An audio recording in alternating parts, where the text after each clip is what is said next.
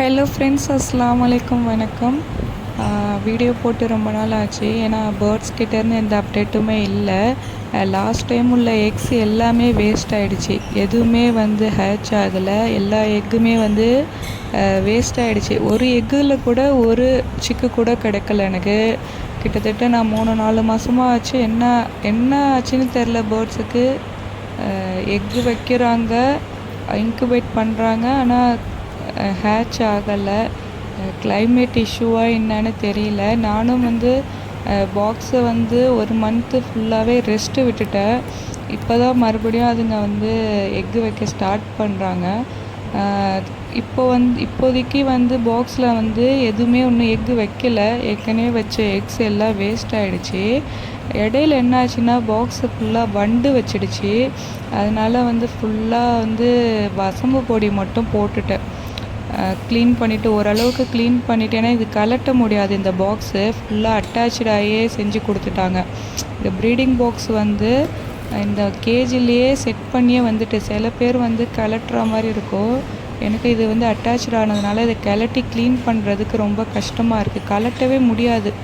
நம்ம ஸ்டூல் போட்டு ஏறி நின்று ஃபுல்லாக க்ளீன் பண்ணி தான் இது பண்ண முடியும். என்னோடய இதில் ஃபுல்லாக பல்லி தொல்லை. உங்களுக்கு பார்த்தா தெரியும். இந்த சைடில் உட்காந்துருக்கு பாருங்களேன்.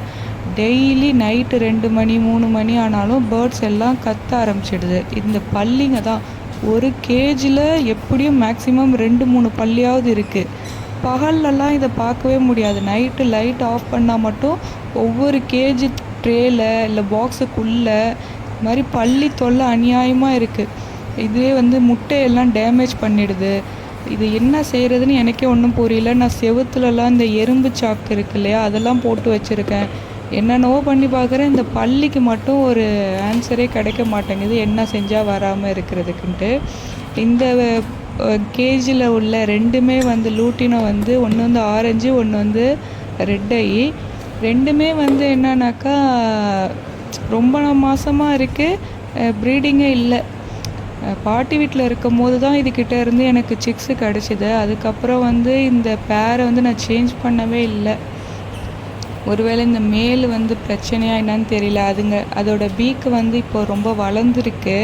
அதனால் உள்ளார செங்கல் போட்டிருக்கேன். இல்லைன்னா நம்ம தான் பிடிச்சி பீக்கை கட் பண்ணுற மாதிரி இருக்கும். போன வாட்டி இந்த மாதிரி தான் வளர்ந்து இருந்துச்சு. நான் கட்டு எதுவும் பண்ணலை. அதுவே அந்த பீக்கை கல்லில் போட்டு தேய்ச்சி கரெக்டாக ஆக்கிடுச்சு. நம்ம சமயத்தில் அப்படி பெருசாக ஆகிடுச்சினாக்கா நம்மளே இந்த நெயில் கட்டர் இருக்கு இல்லையா, அதை வச்சு கட் பண்ணலாம். கொஞ்சமாக கட் பண்ணணும். அதிகமாக கட் பண்ணால் ரத்தம் வர ஆரம்பிச்சிடும். ஏன்னா நான் இதுக்கு முன்னாடி ஒரு பேர்டுக்கு அந்த மாதிரி கட் பண்ணி ரத்தம் வந்துட்டு அதுலேருந்து நான் எதுவுமே பண்ணுறதே இல்லை. அதுங்கக்கிட்டே ஒப்படைச்சிடுறது. கல்லை போட்டால் அதுவே தேய்ச்சி இது பண்ணிக்கும். இந்த கேஜி தான் ஒன்றுமே இம்ப்ரூவ்மெண்ட் எதுவுமே கிடையாது. ஆனால் சண்டை தான் வரும் இந்த கேஜை பொறுத்த வரைக்கும். லாஸ்ட் வீக் இதில் ஒரே ஒரு பேர்டு இறந்துட்டு, க்ரீன் ஃபிஷ்ஷரு. சண்டை சரியான ஃபைட்டு நடந்திருக்கு. நைட்டெல்லாம் பார்க்கும்போது நல்லா இருந்திருக்கு. காலையில் பார்க்கும்போது ஒரு பேர்டு இறந்து கிடக்குன்னு அம்மா சொல்கிறாங்க. எப்படி சண்டை வருதுன்னே தெரில. எல்லாருக்குமே இதில் பானை அதிகமாகவே இருக்குது. ஆனால் பானைக்கு தான் சண்டை அதிகமாக வருது. என்ன பிரச்சனைன்னு தெரியல. ஒன்று ஒரு பேர் ஒரு பானை எடுத்துருக்கு. இருந்தாலும் சண்டை அதிகமாக வருது. ஏன்னா இந்த கேஜி ரொம்ப பெருசாக இருக்கும். சண்டை போட்டாலும் பக்கத்தில் போயிட்டு உட்கார்றதுக்கு நல்ல ஸ்பேஸ் இருக்குது. எதனால் சண்டை வருதுன்னே தெரியல. ஏன்னா இதுக்கப்புறம் என்கிட்ட கேஜும் இல்லை, வேறு எந்த கேஜும் இல்லை. இதுங்களை பிடிச்சி போடுறதுக்கும் கஷ்டம்தான். ஏன்னா என்கிட்ட டிஎன்ஏ பேர் எதுவுமே கிடையாது. காலனி ப்ரீடிங்கில் அதுவாக செட் ஆகுறது தான். ஏன்னா டிஎன்ஏ போட்டாவது ஓரளவுக்கு நமக்கு தெரியும், பேர் பிடிக்கலாம். காலனியில் சுத்தமாக எதோடதுன்னே தெரியாது. ஏன்னா மேக்ஸிமம் என்கிட்ட க்ரீன் ஃபிஷர் எல்லாமே ஒரே மாதிரி தான் இருக்கும். ஏன்னா ரிங்ஸும் போட்டதில்லை. அதனால் இதை தனியாக செப்ரேட் பண்ணுறது கொஞ்சம் கஷ்டம்தான். பிடிச்சாலும் நைட்டு பிடிக்கிறதுக்கும் ஈஸியாக இருக்கும். ஆனால் எதை பிடிக்கிறோம், மேலே பிடிக்கிறோமா ஃபீமேலை பிடிக்கிறோன்னு நமக்கே சந்தேகமாக இருக்கும். அதனால் இதில் உள்ள பேர் நான் எதுவுமே கையே வைக்கலை. அதுவாக செட் ஆகி அப்படியே இருக்குது. அதே மாதிரி எல்லா பானை பாக்ஸு எல்லாத்துலேயுமே என்ன பண்ணிட்டேன், சும்மா ஒரு வாட்டி க்ளீன் பண்ணிவிட்டு அந்த தென்னம்பாலை மட்டும் வாங்கிட்டு வந்திருக்கேன். அது ஒன்றும் போடலை.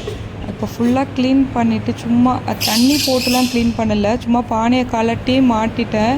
உள்ளார உள்ள குப்பையெல்லாம் கொட்டினதுக்கப்புறம் வசம்பு பொடி இருக்குது இல்லையா, அதை நான் காமிக்கிறேன். நாட்டு மருந்து கடையில் 30 ரூபாய் என்னவோ தான் 2-3 பாக்கெட் அம்மா வாங்கிட்டு வந்தாங்க. பானை உள்ளார பாக்ஸ் உள்ளார போட்டோன்னே அந்த வண்டு எல்லாம் இறங்கி ஓடிடுச்சு. நீங்கள் பாக்ஸில் வந்து வசம்பு பொடி இல்லை வசம்பு வந்து முழுசாகவே இருக்கும், அதையே போட்டாலும் இந்த வண்டு சின்ன சின்ன பூச்சி அரிசி பூச்சி எதுவுமே வராது. இப்போதைக்கு என்கிட்ட பேர்ட்ஸ் வந்து ப்ரீடிங்கில் இருக்கிறது இந்த ஒரு பேர் மட்டும்தான். இது மட்டும்தான் ஒரு 4 எக்கு வச்சுருக்கு. ஆனால் இது ஒரு என்ன சொல்கிறது, கொஞ்ச நேரம் உள்ளார உட்காரும், மற்ற நேரம் எல்லாம் வெளியில் தான் நிற்கும்.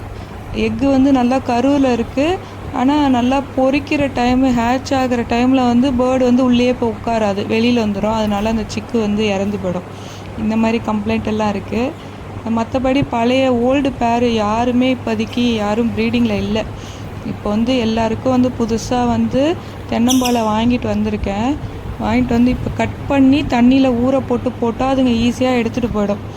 அது நான் போடும்போது நான் கண்டிப்பாக இன்ஷால்லா வீடியோ எடுக்கிறேன்.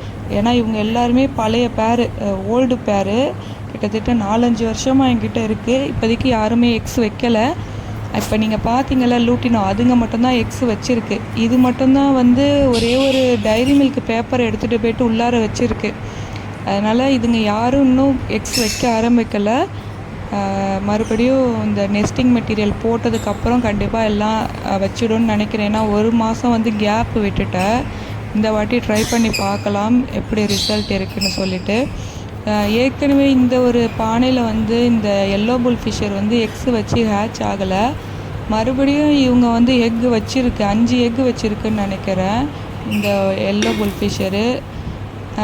நான் ஒரே ஒரு எக்கு மட்டும்தான் எடுத்து செக் பண்ணி பார்த்தேன். இப்போ தான் வைக்க ஆரம்பிக்கிறதுனால தெரியல எனக்கு சரியாக. சரி இன்னும் 1 வீக்கு கழித்து டெஸ்ட்டு பண்ணினா தெரிஞ்சிடும் சொல்லிவிட்டு ஒரே ஒரு எக்கு மட்டும் எடுத்துகிட்டு மிச்சத்தை வச்சுட்டேன். ஏன்னா இது வந்து சிரமமாக இருக்குது கையை விட்டு இந்த எக்கு எடுக்கிறதுக்கு. ஏன்னா வந்து பானை வந்து கீழாரமாக இருக்கா, பெரிய கேட் ஓப்பன் பண்ணி பார்த்தோன்னாக்கா சமயத்தில் பேர்டு வெளியே வந்துடும். அது வேறு பயம், ஃபேனெல்லாம் ஓடுது, சமயத்தில் வெளியில் பயந்துட்டு வந்துடுச்சுனாக்கா அடிபட்டுடும்னு சொல்லிவிட்டு நான் கீழே அந்த தண்ணி வைக்கிற கேட்டு வழியாக தான் எடுத்து ஒன்று செக் பண்ணினேன். எதுவும் தெரியல. சரி 1 வீக் அப்புறம் பார்க்கலான்னு சொல்லிட்டு வச்சுட்டேன். மற்றபடி எந்த பேர்டுமே இன்னும் எக்ஸ் வைக்கல. இதுவும் அந்த லூட்டினோவை மட்டும்தான் எக்ஸ் வச்சுருக்கு, மற்ற யாரும் வைக்கலை. இதுக்கப்புறம் இன்ஷால்லா பார்க்கலாம். அடுத்தடுத்த மாதம் நல்லா, இப்போ ரெய்னி சீசன் வேறு ஆரம்பிக்க போகுது, எப்படி இருக்க போகுதுன்னு தெரியல. ப்ரீடிங் எல்லாம் எனக்கு முன்னாடி கிடைச்ச அளவுக்கு சிக்ஸ் இப்போ எதுவுமே கிடைக்கல. சொல்லப்போனால் 4 மாதமாக வந்து கிளைமேட் இஷ்யூவா இல்லை பேர்ட்ஸுக்கு என்ன, நல்லா ஹெல்த்தியான ஃபுட்டு தான் கொடுக்குறேன், என்னன்னு தெரியல. 1 மந்த்து கேப் விட்டுருக்கேன். இப்போ பார்க்கலாம் இன்ஷால்லா எப்படி இருக்குன்னு சொல்லிட்டு. அப்புறம் இதில் உள்ளவங்க எல்லோரும் இப்படி தான் இருக்காங்க. இதில் வந்து என்னன்னாக்கா ஒரு பேர்டு மட்டும் நல்லா போட்டு எல்லா பேர்டும் கடிச்சிட்டுங்க. அதுக்கு இடையில நல்லா காயமாயிடுச்சு கழுத்தில், அந்த நெஞ்சு பக்கம், செஸ்ட்டு பக்கம்லாம் அந்த ஒன்று நிற்கிது, பார்த்தா தெரியும் உங்களுக்கு. அதுக்கு மேலே கொஞ்சம் ரத்த கரையாக தெரியும் அந்த பேர்டுக்கு மட்டும். ஃபெதர்ஸ் எல்லாத்தையும் போட்டு பிடுங்கிடுச்சுங்க இதுங்க உள்ளது எல்லாமே. அதை தனியாக 2 நாளைக்கு போட்டேன். அது பயந்துகிட்டே இருந்தது, அதனால் திருப்பி அதுங்க கூடவே போட்டுட்டேன். எந்த பேர்டும் தனியாக இருக்க கொஞ்சம் நேரம் பயப்படும், செட் ஆகாது அவ்வளோ சீக்கிரம். இதுவும் இன்னும் எக்ஸ் வைக்கல. இப்போ தான் அதோட ஃபெதர்ஸே பிச்சு போட்டு வச்சுருக்கு. மேபி இன்ஷால்லா இன்னும் 2 நாளில் வச்சிடும். அதுக்கு முன்னாடி நான் வந்து அந்த நெஸ்டிங் மெட்டீரியலை தென்னம்பாலையை போட்டு கொடுத்துட்டேன்னா அழகாக கட்ட ஆரம்பிச்சிடும். என்கிட்ட எல்லா சீடுமே தீர்ந்து போச்சு. நான் முன்னாடி வாங்கினது, இப்போ ரீசெண்டாக எங்கள் ஊரில் வாங்கினது தெனை மட்டும்தான் வாங்கிட்டு வந்தேன்னு சொன்னேன் இல்லையா, தெனையும் சன்ஃப்ளவர் சீடும் எல்லாமே காலி ஆகிடுச்சு. இதுங்க எல்லாம் பழசு, இந்த கீழே ட்ரேயில் கிடந்தது எல்லாம் கூட்டினது எல்லாத்தையும் வெயிலில் காய வச்சு புடச்சி அள்ளி வச்சுருக்கேன். இதுக்கப்புறம் தான் இன்ஷால்லா சென்னையில் ஆர்டர் போடணும். நான் சொன்னேன் இல்லையா, வசம்பு பொடி நாட்டு மருந்து கடையில் வாங்கினது ப்ரைஸு கம்மி தான். இது எல்லா பாக்ஸு பானையிலலாம் போட்டோன்னாக்கா சின்ன சின்ன வண்டு எல்லாமே செத்து போயிடும். அதே மாதிரி இந்த எறும்பு சாக்கு தினைக்கு கண்டிப்பாக வரும்.